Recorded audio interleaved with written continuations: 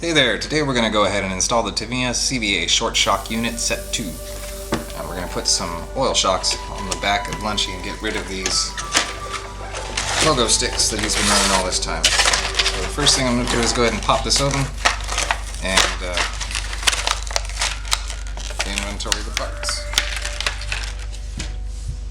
And we've got 2 soft springs that are actually pretty squishy. And then we've got 2 of these stiff springs that are less squishy. Got some oil, gonna need some of that. I've got some left over from the other shocks.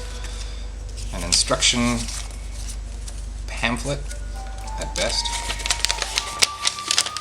Mostly, there might be some English there. Oh, it is in English also. Awesome. Not real easy to read. I seem to remember last time I looked this over, the pictures were good enough. And we've got a couple of these parts trees. I've got one for each shock. So here with these 3 different discs, you can see that there are different numbers of holes. There we go. 1 hole, 2 holes, and 3 holes. And I guess you can decide which you want to see how much fluid you're going to allow to pass through this little guy. And that'll speed or slow your shock up depending. I might have to run outside and see what I put on Lunchy's front because I don't think I paid attention. So here we've got the actual shock caps and the whole bit. This is going to be what you pretty much are looking at. This is all the stuff you're kind of not seeing. And then here we've got some plungers, some little diaphragm things. We've got some, let's just pop this open.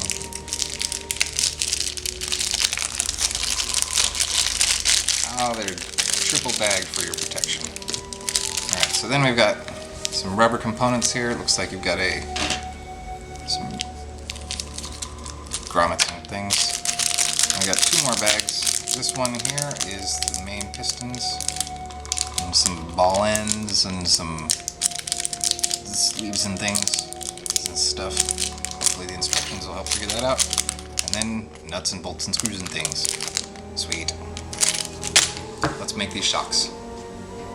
Alright, so I've got the tools I believe I'm going to need, which are needle nose pliers and screwdrivers. Bound to turn one of these screws. It's a Phillips. It's just nice to know, I guess, when you're going to the toolbox and you only want to make one trip. So the first thing I'm going to do is not play with the fun stuff that I recognize, but play with the stuff I don't recognize, which is not even this bag. We're carefully going to dump this bag right here, where it seems to have just these parts. And we're going to pop open this bag because it has all the little E-clips. I'm going to dump that off to the side over here.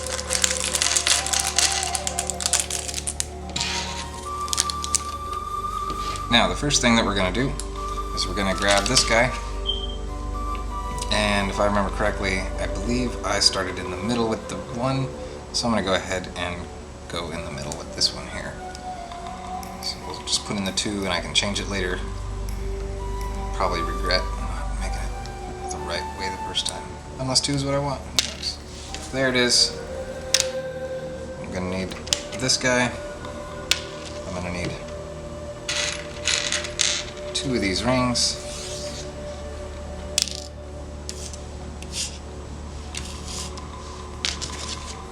This guy on here. So I guess the easiest way to do this would be to put the first E-clip on, which I assume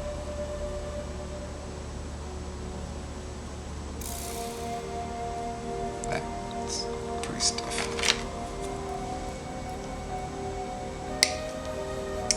There's one. Take the second one. Slide that guy in right there.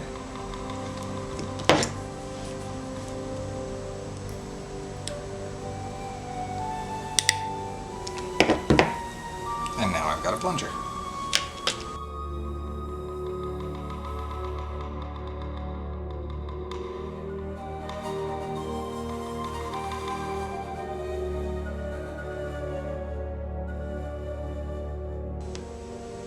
Alright, so we've got the 2 pistons done, and now we're going to go ahead and make 2 of these. So, let's just grab this guy.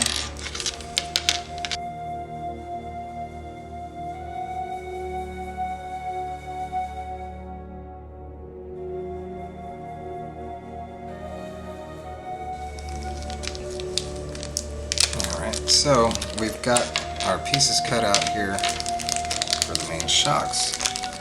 And we're going to go ahead and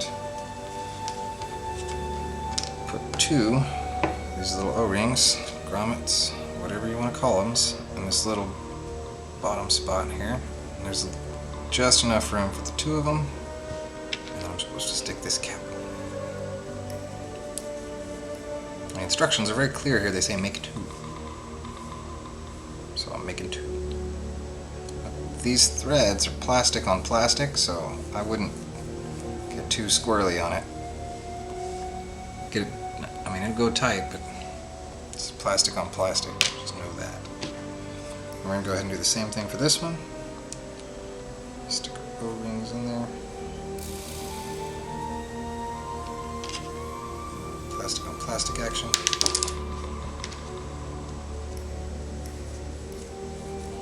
It feels tight. I don't think I'm cross-threading it though, but it feels, that's a tight feel. Alright, now I'm going to go ahead and drop the plungers that we made earlier, these guys. We're going to put them in so that they can extend all the way out. Okay, so this little bit here goes on the bottom. That feels good. Do the same thing for this little guy over here.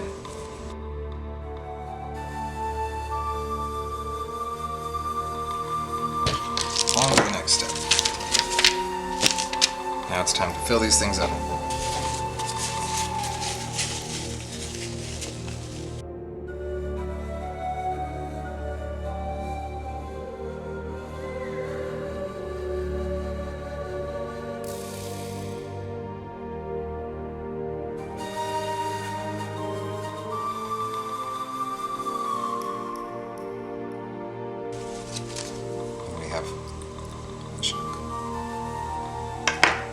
Alright, it looks like there's just one more step, so I'm going to use the stiff springs for no good reason at all. And I'm just going to slide these guys on here.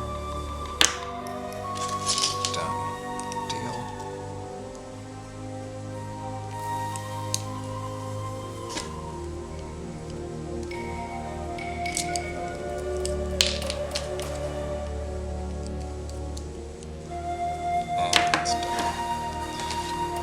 And that's it. Time to mount them.